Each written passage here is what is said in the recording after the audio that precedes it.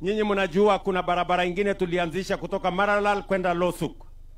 Huyo contractor pia ameleta ukarabati kidogo, lakini nimemnyorosha. Sasa nimemwambia hiyo barabara atengeneze. Si namna hiyo? Kilomita 24 tutengeneze hiyo barabara ili Samburu ibadilike.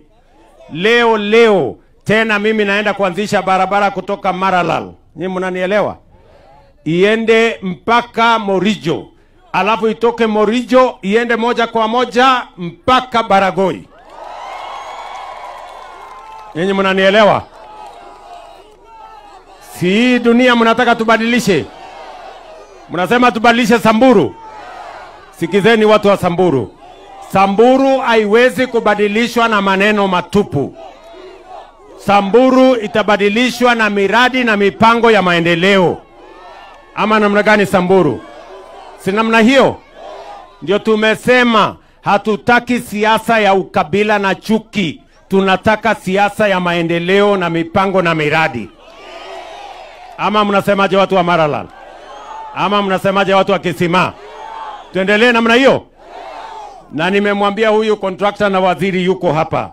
Wakati anatengeneza hii barabara, watu wa hapo Kisima wamesema wako na matope mingi hapo kwa town.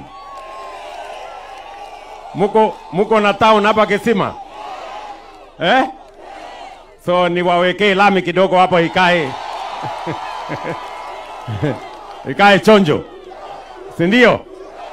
Sasa wewe contractor umesikia? Sasa wewe Davis, panga huyu contractor wako aende apange watu ya Kisima hapo wakae chonjo. Si namna hiyo? Na vile tunajenga soko hapa Samburu. Tulikuwa na soko 4. Mimi nimeona hii town yenu hii ya Kisima pia inatosha tujenge soko hapo Kisima. Kwa hivyo nitatuma waziri wangu ili akuje hapo. Mimi nitatafuta milioni 60 niwajengee soko hapa Kisima. Ama mnatakaje watu wa Kisima? Tuwajengee soko hapo ndio muweze kufanya biashara. Tuondoe mambo ya njaa na tuzalishe uchumi na Kenya iweze kwenda mbele. Mama mboga apate mahali ya kuuzia mali yake. Si ndio? Mnasema tupange namna hiyo? Jambo la tatu nimekuja hapa. Nimekuja maneno ya stima. Si ndio? Viongozi wenu waliniambia ya kwamba stima hapa kwenu haijapatikana ya kutosha. Bado sehemu nyingi ya Samburu iko na giza. Si ndio? Sasa mimi nataka niwatangazie tumeweka pesa bilioni 1 ya Samburu County. Tuunganishe manyumba 10,000 mpya kwa mambo ya stima hapa Samburu. Samburu hoye! Tuondoe giza, si ndio? Tuweke mwangaza. Unajua mahali iko giza shetani anapenda kukaa hapo. Si tukiweka mwangaza shetani atahama? Ama mnasemaje? Kwa hivyo nipange hiyo maneno. Tishakubaliana na hao wabunge wote. Naisula anajua. Yule Lekumontare anajua. Ule Letipila anajua. Gavana wenu anaelewa. Tumepangana vizuri na tunataka hii Samburu ikue sawa sawa. Tumekubaliana jameni? Tumekubaliana? Jambo la tatu ambaye nimekujia hapa. Katika program yetu ya affordable housing. Tumesema ya kwamba hii Samburu, kwa sababu tunafanya affordable housing Kenya mzima. Tunafanya hostels Kenya mzima. Tunafanya markets Kenya mzima. Na tumesema hatutaki Samburu ibaki nyuma. Na ndio sababu hiyo tumeweka pesa ya serikali shilingi bilioni 7.4, 7.4 billion shillings ya affordable housing, ya markets pamoja na ya hostels. Ndio tuhakikishe ya kwamba watoto wenu wanaosomea TVET ya hapa, wale watoto watakaosomea Kenya Medical Training Center iko hapa town, wale watoto watasomea ile college ya TVET kule Samburu East na Samburu North, wote tutawajengea hostels. Ndio tuhakikisha kwamba watoto wetu hapa wanapata mahali pazuri pa kusoma. Tumeelewana jameni?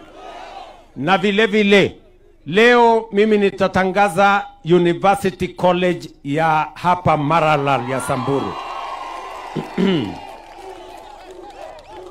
Ama mnatakaje watu wa Samburu? Si mko na watoto wa kusoma university? Si tulete university hapa nyumbani karibu? Ama mnatakaje? Si namna hiyo? Huyu Lati ananiambia tayari kuna ekari 200. Hizo ekari 200 mimi niko tayari. Nitawapangia pesa, mimi mwenyewe nitakuja hapa Januari nikuje nianzishe hiyo college. Ndio tuhakikishe kwamba wakati Kenya inapiga hatua ya kwenda mbele, Maralal na Samburu iko katikati ya hiyo msururu. Ama namna gani jameni? Watu wa Maralal tunaelewana? Tumekubaliana? Vile vile mimi nataka niwaambie hivi. Tumesema ya kwamba mambo ya afya na matibabu isiwe ni starehe ya matajiri na watu wako na kazi na watu wako na pesa. Tunasema hospitali ni haki ya kila Mkenya. Wewe mwananchi wa kawaida hapa, mama mboga, bodaboda na wale wengine wote, mujiandikishe kwa SHA. Ukijiandikisha kwa SHA, tutakupangia dawa, tutapanga madaktari na tutapanga equipment ya kutibu kila Mkenya. Na tunataka wewe mwananchi uende hospitali, kama ni hospitali ya serikali, kama ni hospitali ya private, utibiwe na uende nyumbani bila ya kuulizwa pesa yoyote na mtu yeyote. Nyinyi mnanielewa? Hapa Samburu watu 1112 wamejiandikisha. Lakini kuna watu wengine karibu 1200 hawajajiandikisha. Mimi nataka nijue kwanza, nyinyi mnaniona hapa, nyinyi mmejiandikisha kwa SHA? Ama mnaniangalia tu? Mmejiandikisha? Hebu nione wala wamejiandikisha. Ala! Yaani kumbe mko chonjo kiasi hiyo. Na wale ambao hawajajiandikisha wanangoja nani? Wanangoja Yesu arudi? Ama wanangojea nani? Sikiza ndugu yangu. Sikiza mama. Sikiza kijana mwenzangu. Nataka nikuulize, ukishajiandikisha kwa SHA, ndio tutakuwa na details na tutakuwa na data ya kupanga mambo ya matibabu, madaktari, equipment, madawa. Ndio tuhakikishe kila Mkenya anapata nafasi ya kutibiwa, ndio Kenya iweze kusonga mbele. Ya mwisho, mimi nataka niwaulize wa Samburu na watu wa hapa Samburu County, wananchi wote mnaoishi hapa, masomo ni haki ya kila mtoto wa Kenya.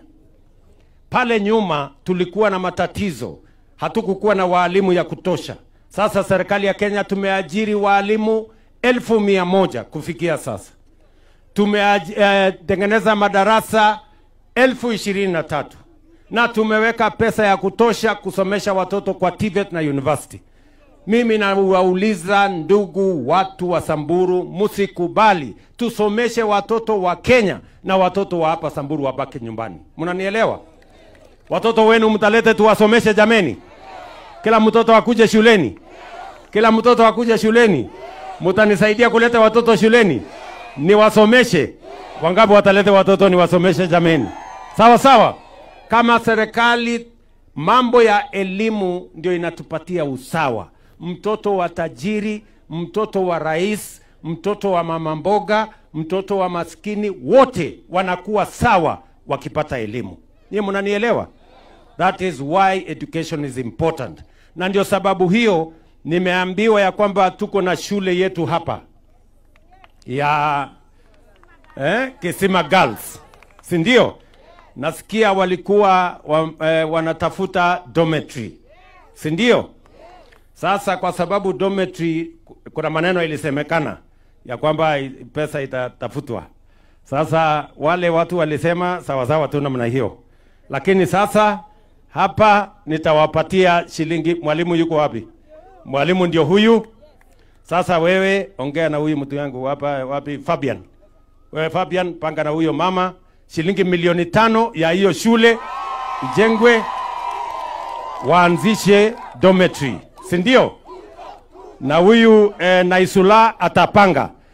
Hiyo dormitory ikifika mahali itafika, ataongeza hiyo pesa ndio tukamilishe hiyo dormitory. Na Naisula ukishindwa unitafute. Si ndio?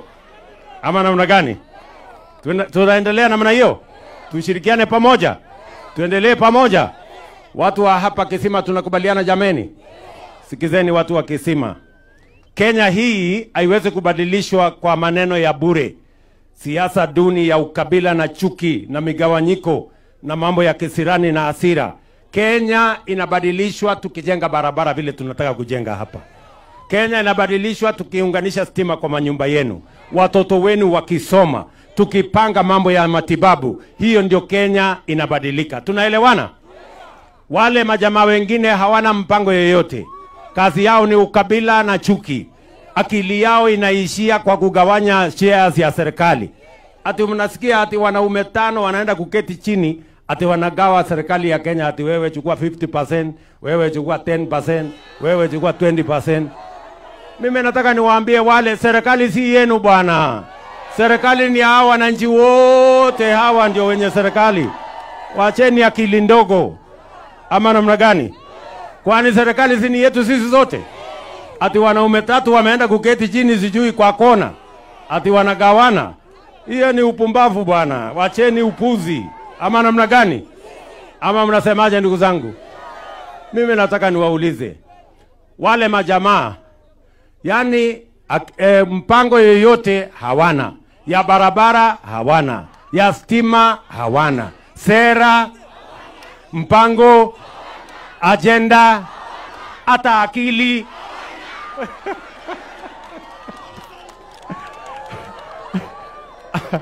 Ama mnasema ni watu wa Kisima? Kwani mnawajua? Yani kumbe mnawajua? Yani mnawajua wale? Allah, nilikuwa nafikiri hamuwajui. Mnawajua? Ya kwamba hawana agenda, ya kwamba hawana akili, ya kwa sababu ukiwauliza mpango yao wanasema kasongo. Ukiwauliza mpango yao wanasema one term. Ukiwauliza sasa nyinyi, mimi nataka niwaambie hawa jamaa. Sasa nyinyi nyinyi majamaa, mnapoteza muda yenu. Ama namna gani? Tuko pamoja? Hawa wananchi wako na akili bwana. Hawa wananchi wanachagua viongozi kwa kulingana na ile kazi wamefanya. Ama mnachagua viongozi namna gani? Si kila kiongozi anapimwa na kazi amefanya? Ama si kila kiongozi anapimwa na kazi amefanya? Kuna kiongozi anachaguliwa kwa sababu ya sura. Kuna kiongozi kwa sababu anachaguliwa kwa sababu ya kabila. Kuna kiongozi anachaguliwa kwa sababu wako na matuzi mingi. Hiyo watu watakutana na wao. Tumekubaliana Samburu? Mnasema tuendelee ama tuendelee? Kazi iendelee. Kazi iendelee. Na mimi nataka niwahakikishie hii Kenya, kwa mapenzi ya Mungu, tutatoa hii Kenya from third world mpaka first world.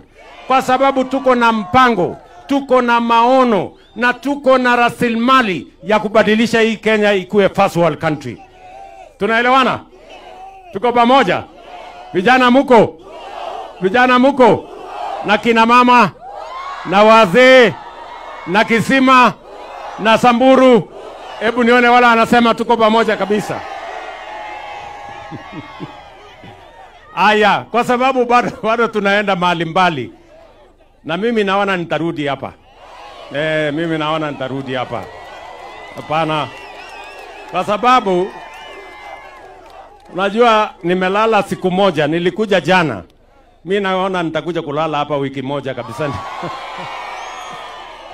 Ndio tuzoeane na nyinyi. Si ndio? Ndio Samburu inuke. Sasa governor, si useme tu salimia hawa watu dakika moja. Lati, sema 1 minute.